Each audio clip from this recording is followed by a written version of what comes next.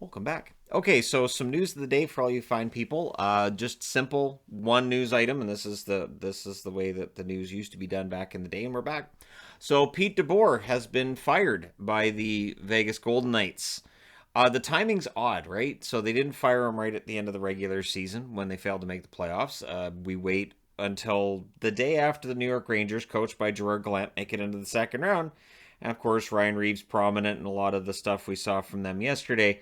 So I think the timing is more coincidental than anything else. And of course, we will queue up the rumors that Barry Trotz is their target, which would make some sense.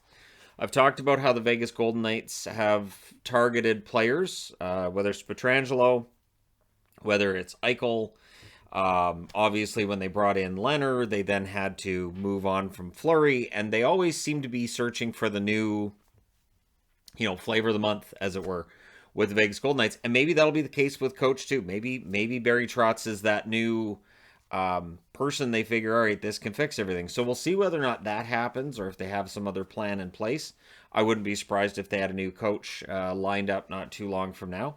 The New York Islanders, of course, have named Lane Lambert as the replacement for Barry Trotz. So maybe Trotz comes in and replaces DeBoer. We'll see, right? We'll find out pretty quick here. Because I don't think Vegas is going to leave that spot vacant for very long. DeBoer had an interesting relationship with the fans, and really it seemed like with the players as well. There were some rumors about whether or not there were some issues in the locker room towards the end of the season. But I've talked about this before. Issues in the locker room will often come up with a team that's struggling. Issues will often come up with a team that's below the playoff line. And so I think that's part of what we saw with Vegas. Part of the dysfunction that's talked about is, I think, because of the fact that things weren't working out so well. And a lot of that can be traced back to man games lost due to injury.